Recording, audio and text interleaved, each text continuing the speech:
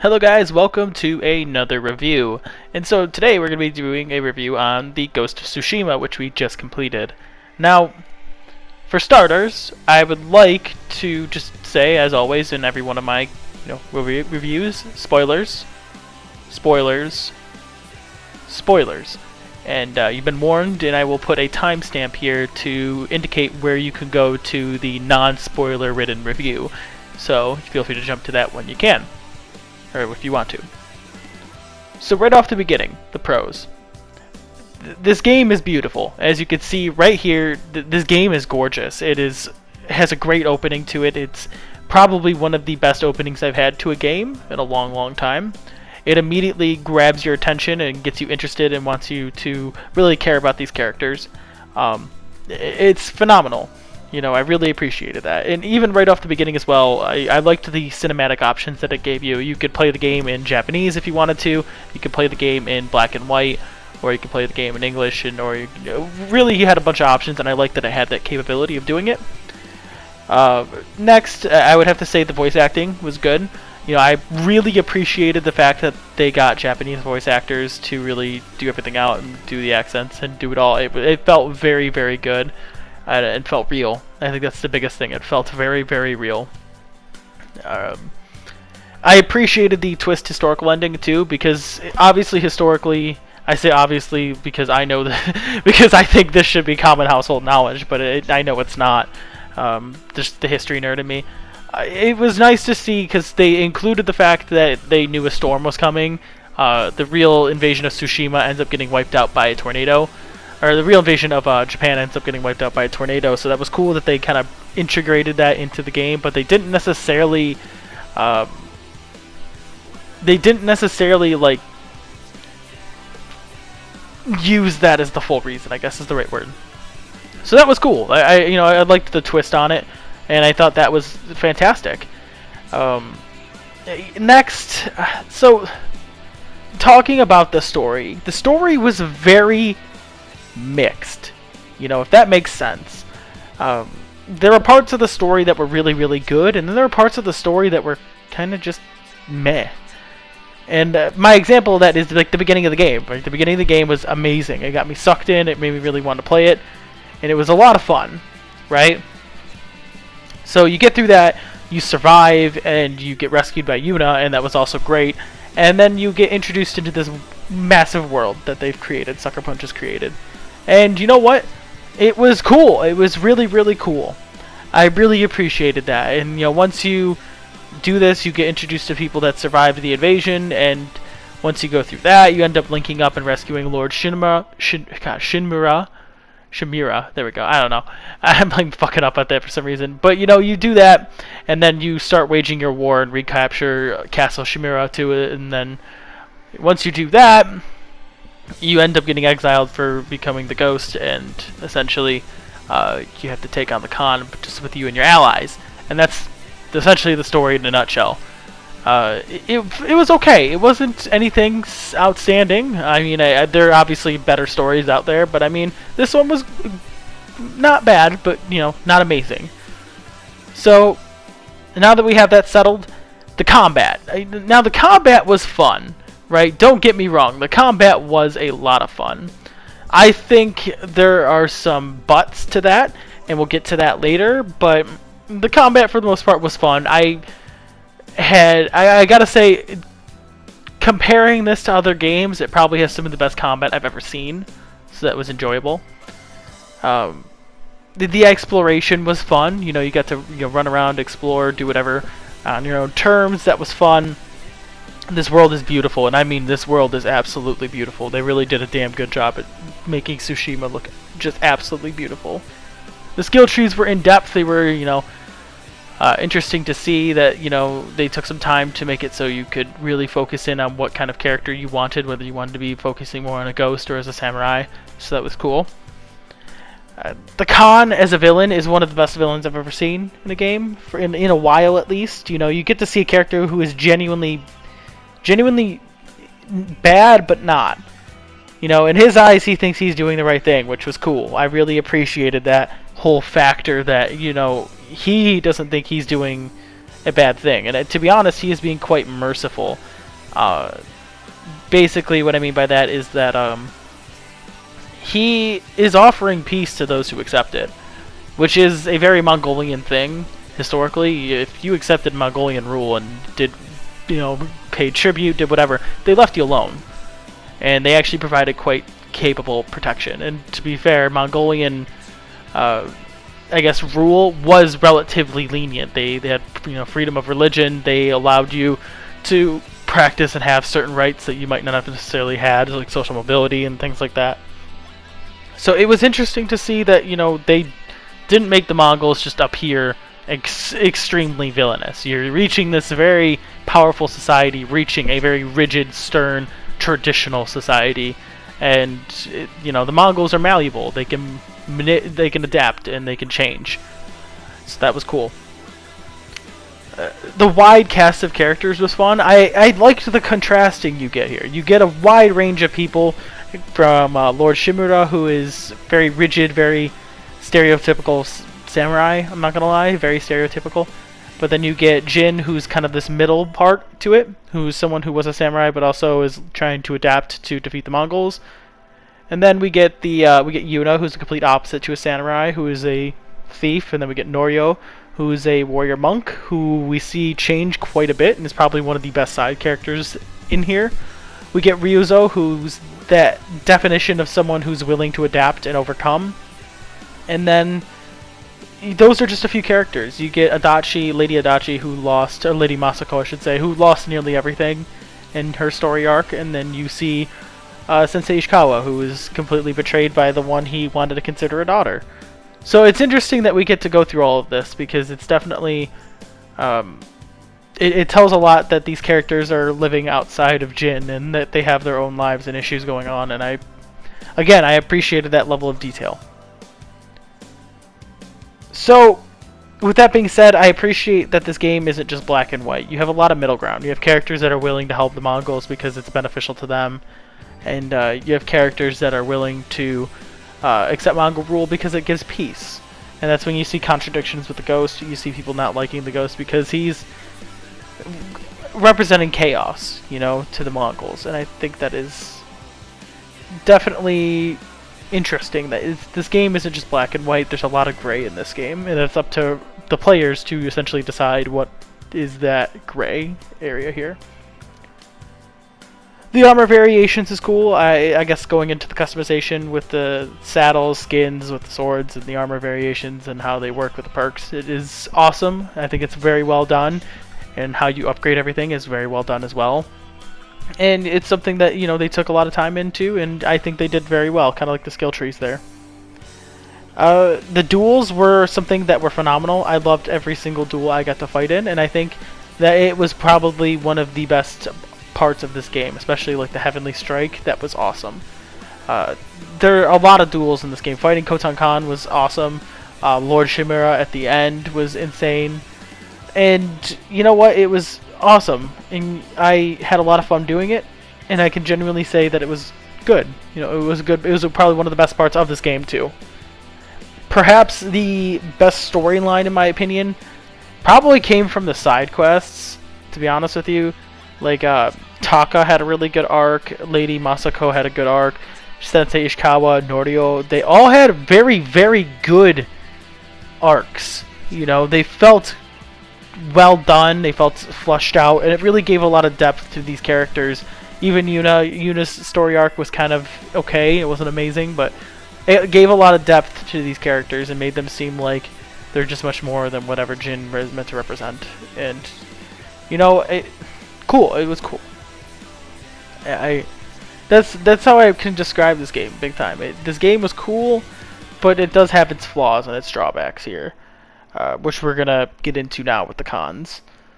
So, right off the bat, this game does get somewhat repetitive, and what I mean by that is that at some point the combat just seems a little tedious. And at the early stages of this game when I was playing, I was comparing it a lot to Arkham, and I would say the biggest difference between this game and Arkham is that Arkham's combat never got too repetitive to me.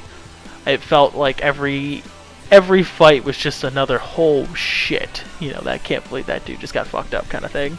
Whereas here it felt like, oh, I gotta fight another batch of Mongols, or oh, I gotta fight another batch of bandits and another batch of Ronin. I don't want to fight these people anymore. I really felt like I didn't want to fight them. You know, it felt like like why kind of thing, and I would avoid certain people.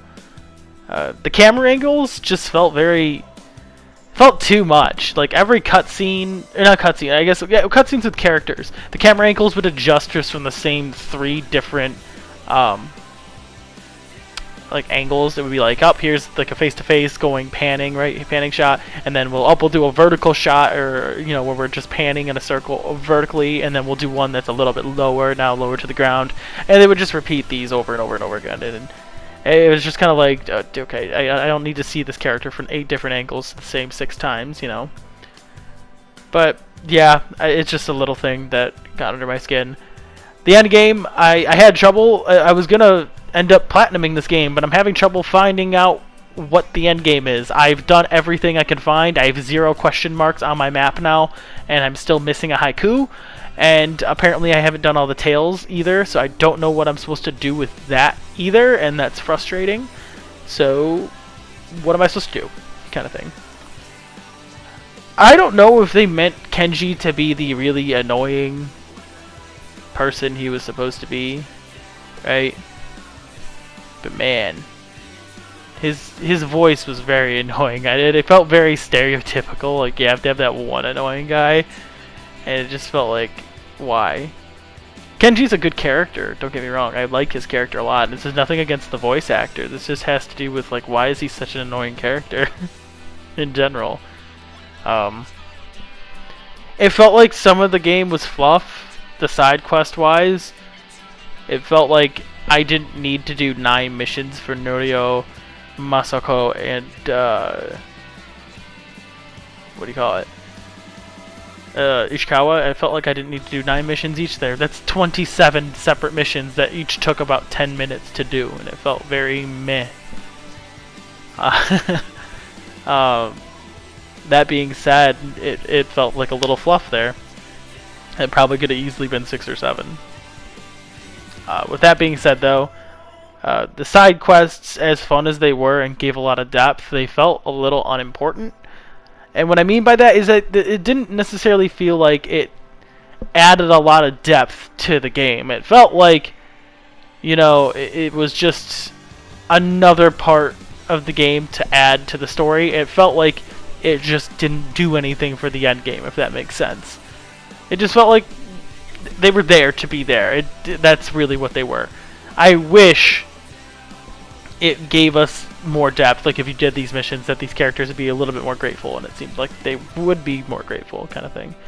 But then again, I don't know if they were, because I didn't, you know, not do them. I did them, so maybe they are. If you don't do the missions, they kind of bring it up, kind of thing. So I don't know. The dual difficulties varied. It wasn't a bad thing, but man, it just felt like it varied quite a bit. None of the duels against the Mongol leaders were difficult. Khotan Khan wasn't that difficult. Doing the actual duel part to it, like when you're fighting a free roam, that's fine. But that's in the last mission, that is. But like the Ronin were ridiculously hard. Like, and I mean, some of the Ronin were like, I think 2 of the Ronin were really easy. 1 was okay, but then there's like there's 2 that are just incredibly difficult, and it just felt very unnecessary. But hey, I guess whatever. It didn't have that much of hard trouble. I think the hardest one took me 3 tries to do it. The fake outs in the standoff are probably one of the most annoying things I had in this game. Second most annoying thing in this game, because the first one is fine. Even 2 is fine. Like, okay, they faked out twice. But towards the end, they were faking out 3, 4 times. And it's like, oh my god, just fucking attack me. I know it's supposed to represent patience, and you're supposed to, you know, have some sort of calm to you. But holy shit, just fucking attack me already so I can get this over with. And it just felt very drawn out at some points. That's just a personal thing, though. With the enemies, it felt like the enemy variety consistently changed, which was good, but it felt like they didn't get harder. It felt like they just took longer to kill. And what I mean by that is that like the archers stayed the same. They got different abilities like poison, fire, or they could shoot really fast. But it felt like that there were certain enemies that just seemed like they had more armor, so they just took longer to kill. Whether it was like the spear, like the armored spears, the armored juggernauts kind of thing. It just felt like the characters didn't get harder to fight. They just became, they just had more health. And then the most annoying thing I had in this game was the lunging spears. You're fighting someone, and then some dude with a spear charges up and strikes at you, and then just like ice skates or glides a good 20 feet on the ground to stab you, even though you dodged and like rolled away. That was annoying. That was so annoying in this game. So perhaps the biggest, and I mean biggest flaw for this game is the lack of decisions. The lack of decisions in this game is quite frustrating, to be honest with you. There are certain things that are done that I wish you could change. I like the fact that they had certain character dialogues you could have, but again, the character dialogue didn't mean anything. I wish you had certain options, like you could have tried to recruit Tomoe, right? Or you could have convinced Lady Masako to let go of her rage and become a better person because of it. Or you could have chosen to be the ghost or not, or play this middle role. The fact that you're thrust into this role as the ghost, you have to be the ghost. You know, no matter what happens, and and that leads to the end game. Like, you have to be exiled no matter what, and then that leads to the final in-game decision where you have to either kill or spare Lord Shimura. And I didn't want to, you know, I felt like in either case it's a bad ending, you know. And I don't mind games having a bad ending. I just wish I had more of a choice of whether or not I was going to be able to interact or affect the outcome. It felt like I really didn't affect the outcome. You know what I mean, if that makes sense. It really didn't feel like I affected it. I think that was the thing that bothered me the most. With that being said, those are the only cons I really had. I'll put the timestamp here for the non-spoiler review. You know, overall decent story. Gosh, words are hard. Decent story. It's a beautiful game. They had good cinematic options. The voice acting was well done. The twist historical ending, so it's not just following history word for word. Most of the combat is good. Exploration, skill trees, the villains, the customization with the saddles and everything, and character skins, armor, the wide cast of characters and how they're just not black and white. Some side stories, dueling mechanics are fun. And then some cons would be that it's somewhat repetitive, more mechanics like camera angles, the lack of decisions, end game choices, and end game results. Certain parts of the game, some characters have little flaws to them, some fluff to it. Some fluff to the story, I should say. Side quests just felt unimportant in a way, and then just other small minor things that I had issues with the variety of duel difficulty, where it just made no sense, where certain enemies were way difficult and then others that weren't, that probably should have been a little bit harder. Some fake outs at the standoff, the enemy variations and how hard they can be, and then just how more mechanics that way. You can, if you want to go into that, you can. But I guess you could probably tell by the sound of my voice as I'm recording here, that I think the lasting effect in this game is that there's really nothing that made me stick with the game. The game starts out very strong, where it makes you want to just keep playing. All through Act 1 I had that feeling. By the time I got to Act 2, that kind of excitement faded, and they didn't give me any more of a reason to cling on to it. You know what I mean? To really, like, keep playing. I didn't have a lot of drive to play this game. I played this game for the channel. That's what it felt like. It felt like at one point I was just playing this game for the channel, and to finish it just for the sake of finishing it, and not because I wanted to. And I think that's the biggest thing for me. There wasn't enough to keep me engaged, except for the fact that I was doing this for YouTube. And I think that's why part of me didn't want to consistently add commentary, because I just didn't have anything interesting to say, because there are just missions I just didn't care enough, you know? It just felt like I was doing it to do it. With that being said, this game's a very Sucker Punch-like game.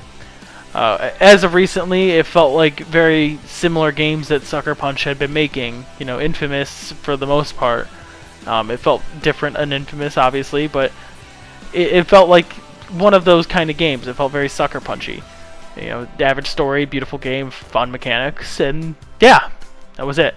But it made me really miss the excitement and joy I got from certain of, like, some of their past games, like Sly 3, Sly 2 were fun. I just felt like it was missing some of that drive to consistently play. With that being said, I've been teetering on difficulties rating this game, and to be honest, I think an 8 out of 10 is good. It's good for rating for this game, because with an 8 out of 10, it really does showcase the benefits and pros of this game. The cons in this game aren't bad by any means. There's nothing that's severely that severely drags this game down. It's more of just personal opinions that really drag this game down for me. There's not a lot of mechanical errors. The game's flawless for me. There is some frame rate lag to it, but I'm also on the original PlayStation, and this is the game that's supposed to cap off the PlayStation 4. So I'm not on the PS4 Pro, so it's probably way better on there. With that being said, so I'm not going to take that too much into consideration here. But you know what? This game's fun. It got a good story to it. It's overall enjoyable, so I can't reasonably just say it's 7 or 6, right? Because this game's way better than that. And at the same time, though, I can't go off and give it a 9 or a 10 because this game's not perfect by any means. And its story was very average. And I think it's boosted by a lot of its gameplay elements that make it better than average. So I think an 8 out of 10 is definitely where it stands. And yeah, that's really all I have. But I'm sure you can tell by just the sound of my voice that this game is just very average. Average with, you know, something good with it. I can't say that too much. But you know what? Would I spend $60 on this game again if I knew how it would be? Probably. You know what? It was enjoyable. I had a lot of fun playing it. It was good. Do I have any replayability to it? No. I have 0 replayability for it. So there's that. Keep in mind as well, if you can get this on sale, if you want to wait for it to be on sale, I would definitely recommend doing that. It's not a game I'd recommend you need to get immediately, but in time, yes, play this game eventually, because this game is one of the better PlayStation exclusives out there. But with that, I hope you all enjoyed. I strive very hard to do very fair reviews, and you know what, I think this one is very obvious of that. You know, I did get a little bit of you know, I feel like that this is good enough. This review is kind of like this game. It's just kind of good enough. It's not something that's outstanding, but that's how this game was. It was just kind of good enough to go with. But with that, I hope you all enjoyed, and I hope to see you all in the next review and potentially the next walkthrough. So with that, I'll see you around. Peace. If you enjoyed, please like this video because it really lets me know you're enjoying this content. And if you're new to the channel, please consider subscribing. The links are right here for you to click on, and the Discord chat link is right here as well. And overall, I hope you all enjoyed, and I hope to see you in the next video. Peace.